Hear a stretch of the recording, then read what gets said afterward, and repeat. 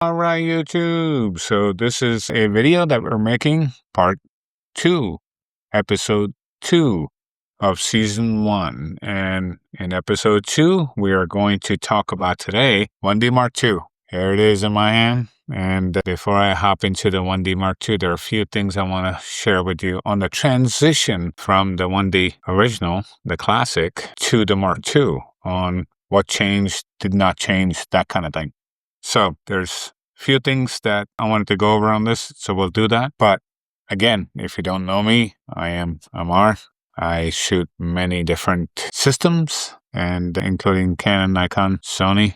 I don't really shoot the Nikon system. I just have the ZF and some couple of lenses, and then obviously I use a lot of my Zeiss baddest lenses on there from the Sony system.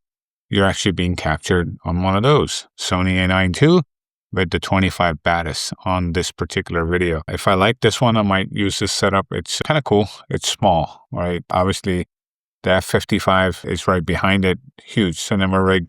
We can do that too, but this one, I can just go with it a little bit faster on what I need to do. So with that, if you haven't subscribed, subscribe and give this video a thumbs up, especially if you really find it useful. We are looking to grow this channel and truly make it big, because now it's time. You know, enough is enough. Initially, I never used to care so much, but I think now I'm at the point where you're not getting this level of quality of information from these other channels. So why should I be holding back and taking a back seat? I think it's time that we actually build this thing the right way. So if you're in for that journey, hit that subscribe button and hopefully you'll stay here. Some of you are members. If you want to become a member, do that. If you don't want to, that's okay too. Doesn't matter.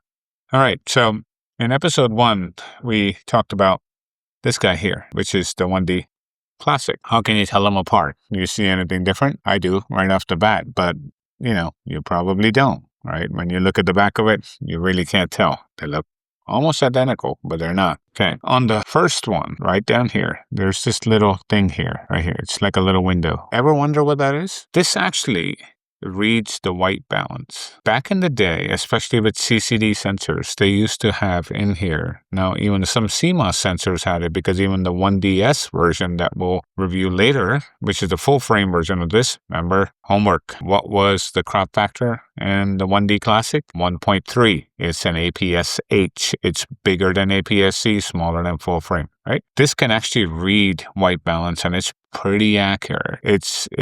This was its own dedicated unit. It wasn't built onto the sensors. A lot of the newer modern sensors actually have all of that information built into the sensor, so it can do a lot more. I find it that once you set the white balance on this, it's pretty dead on, especially with the colors. It's incredible. And one ask from all of you was, hey, I loved watching photos that you have taken from these cameras as you show them on the 1D Classic. I did not get an opportunity to do that.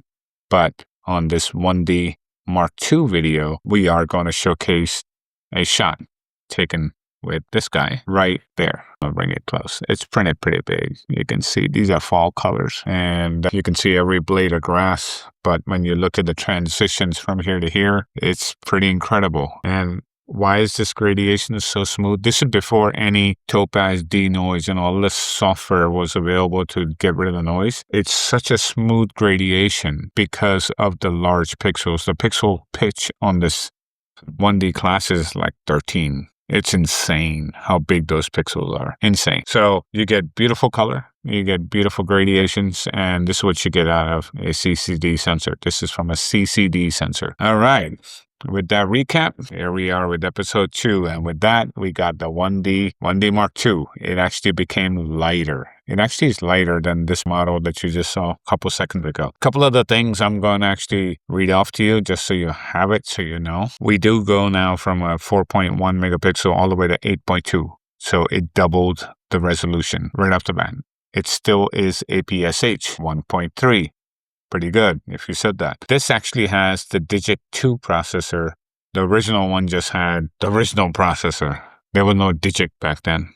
This is DIGIC II. They just went straight with DIGIC II is what I don't see DIGIC mentioned on that one. If you know something I don't on the Classic, let me know. 8.5 frames per second. You could shoot 40 JPEGs and then 20 raw frames back then. And for that time, it was pretty incredible. on what it could do. So there was another version of this camera that was available, pretty much the same camera, but that particular one had slightly different specs. And this camera that I'm sharing with you right now changed the game in wildlife and sports photography. This was used in every arena out there. It was absolutely crazy on what it could do. And the other version of this was called the 1D Mark II N as in Nancy. And it was really designed for sports, wildlife, photojournalism, that kind of thing. This one could do it as well, but that one actually, I believe the big difference was it actually had a bigger screen on the back than the smaller screen. So I have the original 1D Mark II, never needed the N. This was good enough. I didn't care about the screen anyway, but if you care about the screen, get the N. That's what you want to do. Last time, I did not share one more thing onto the 1D Classic, and that was when you open this digital port back here. This has got Firewire, 1394 Firewire in the Mark II. Now we start to get into actual USB, right? The old USB style. And then it also still has another digital port. It is still Firewire, but a newer version of Firewire in here.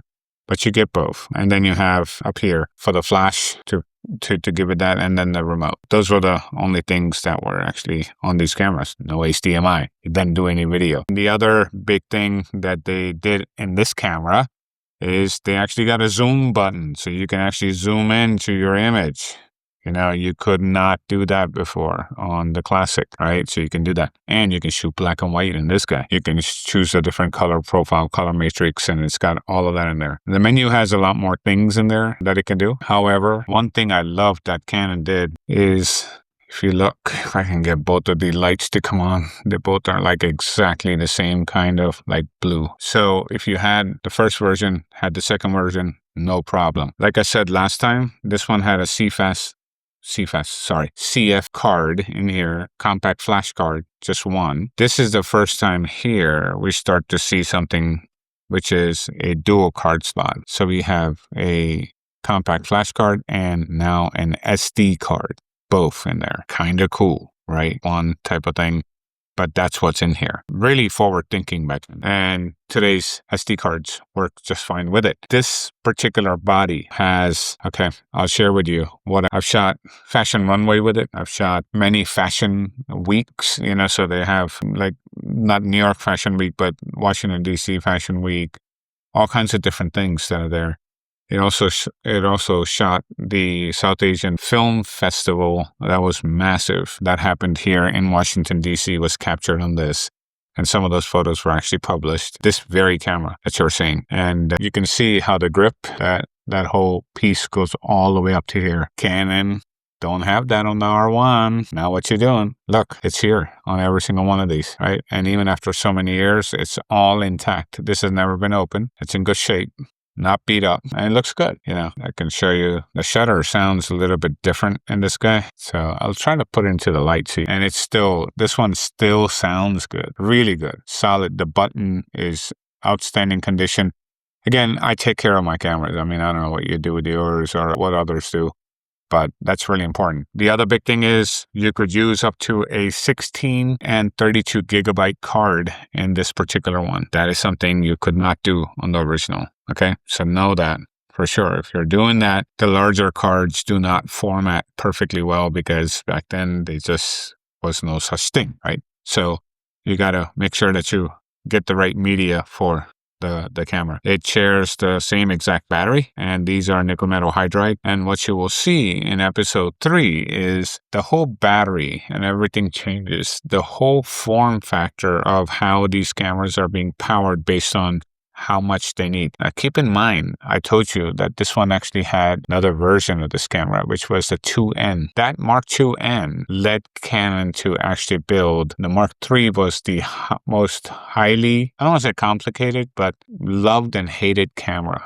And I'll share with you, sort of in episode 3 what that is. I was very blessed that I did not have one of those cameras to have an issue with, but some people did, and Canon did take care of it. But there was an inherent, piece that did not go as planned. And that does happen, right? And they learned a lot from it. And then we'll move on to, Mark IV and then into the 1DX type of things. That's sort of the progression there. So the other thing is the grip is, I don't want to say it's smaller, it's grippier than the original. The material changed, got better, and not saying that this was bad, this was different. And you got to try it for yourself. And now you know why I have battery grips on every single thing that I have, because I've always held cameras like this. And then when I shoot out of fashion runway and stuff, it's this. And I don't need a battery grip. It's built right in with all the buttons, everything here.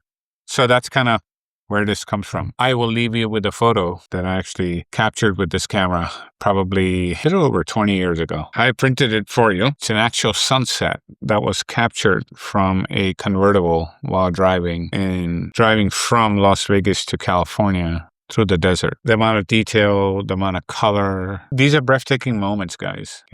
We don't think about how many megapixels and all that, BS that people run after today. Stop wasting your money, guys. Megapixels is fantastic, but do you really understand what it takes to get the most out of a 50 megapixel camera? Most people don't, right? And if you don't have the means and stuff to go after getting the most out of a 50 megapixel camera, you shouldn't be buying it. It's just like buying a really expensive car and then putting like tires from like Pep Boys or something cheap, garbage on that. You don't do that, right? So learn the game. But this was state of the art back then. It was what it was, and it was able to capture this.